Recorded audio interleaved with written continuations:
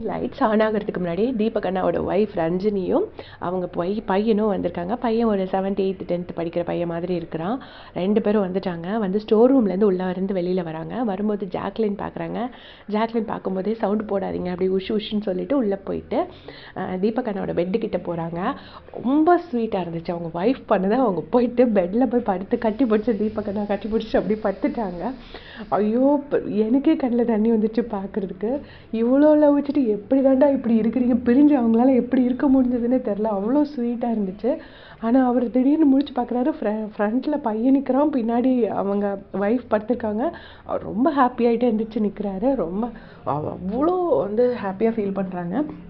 அதுக்கப்புறமா விஜய் விஷால் எல்லாருமா சேர்ந்துட்டு ஜெஃப்ரி எல்லாருமே சேர்ந்துட்டு ஒவ்வொரு கட்டி பிடிச்சி அழலை, நீங்கள் எதுவுமே பண்ணலை, ரஞ்சினிக்கு அப்செட் ஆகிடுவாங்க, அதனால திரும்ப ஒரு தடவை அந்த மாதிரி பண்ணணும் அப்படின்னு சொல்லிட்டு ஜெஃப்ரி வந்து அழகா தீபக் அண்ணாவை தூக்கிட்டு போய் திரும்ப வாசலில் கொண்டு விடுறான். இவங்களை வாசல்லேருந்து வர வைக்கிற மாதிரி வைக்கிறான்.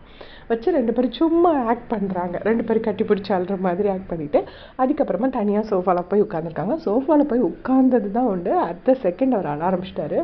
எனக்கு ஒரு மாதிரி இருந்துச்சு, அப்படி இப்படி நான் எப்போவும் பையனை தேடுவேங்கிற மாதிரி சொல்கிறாரு. உடனே பையன் சொல்கிறான், நீ அன்றைக்கி எபிசோடில் சொன்னலப்பா, we are very proud of you, we are very proud of யூன்னு 2 பேரும் மாறி மாறி சொல்கிறாங்க.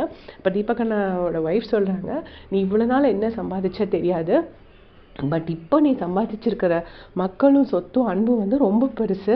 உனக்கு யூஎஸ்லேருந்து யார் பேர்லாமோ சொல்கிறாங்க, வெங்கட் அண்ணா அப்படி இப்படி நிறைய பேர் சொல்லிவிட்டு அவங்க எல்லோரும் எனக்கு டெய்லி ஃபோன் பண்ணி என்னடி உன் புருஷன் கலக்குறான் பார்த்தியா, இப்போவாது தெரியுதாடி அவள் அருமா அப்படின்னு சொல்கிறாங்க அப்படின்னு சொல்லிட்டு சொல்கிறாங்க. நீ எந்த ஸ்ட்ரெஸ்ஸும் எடுத்துக்காத, ஓவர் திங்கிங் என்னோட ஒர்க்கு, நீ அதை பற்றி எதையுமே கவலைப்படாமல் நீ நல்லா விளையாடு அப்படின்னு சொல்லிட்டு இருக்காங்க. 2 பேத்துக்குள்ளே அதுக்குள்ளே ஹஸ்பண்ட் அண்ட் ஒய்ஃப் ஒரு க்யூட் சண்டை நடந்துச்சு. நீ இந்த ட்ரெஸ் அனுப்புனது சரியில்லை, அந்த ட்ரெஸ் அனுப்புனது சரியில்லைன்னு. அப்புறம் அப்படியே நைட்ஸாக அந்த ரஞ்சினி மேம் வந்து அதை ரியலைஸ் பண்ணிட்டு வேணாம் நம்ம இங்கே அந்த சண்டை போடுறதுக்கு வரல அப்படின்னு சொல்லி நைட்ஸாக ஆஃப் பண்ணிட்டாங்க. ரொம்ப ஸ்வீட்டாக இருந்துச்சு அதெல்லாம் பார்க்குறதுக்கு. அப்புறம் அன்ஷிதா போயிட்டு நல்லா பேசி அந்த ரஞ்சினி கூட்டிகிட்டு போயிட்டு அவங்க எல்லா இடத்துலையும் காமிச்சாங்க, கிச்சன்லாம் காமிச்சு எல்லாமே காட்டி கொடுத்தாங்க. அப்புறமா திரும்ப இவங்க கண்டினியூவாக பேசிகிட்டு இருக்கும்போது, நீ எப்படி ஒரு கம்பேக் கொடுத்த தெரியுமா, அந்த பல்புக்கு அப்புறம்லாம் வந்துட்டு, பல்ப்னா ஒரு பல்பை கையில் வச்சுட்ருப்பாரு, பல்ப் இல்லை சாரி பாம், இந்த பாம்புக்கு அப்புறம் நீ ஒரு கேப்டனாக கம்பேக் கொடுத்த, எல்லாமே செம்மையாக இருந்துச்சு அப்படின்னு ஈச் அண்ட் எவ்ரி மொமெண்ட்டை வந்து ப்ரைஸ் பண்ணாங்க. தீபக் அழறாரு.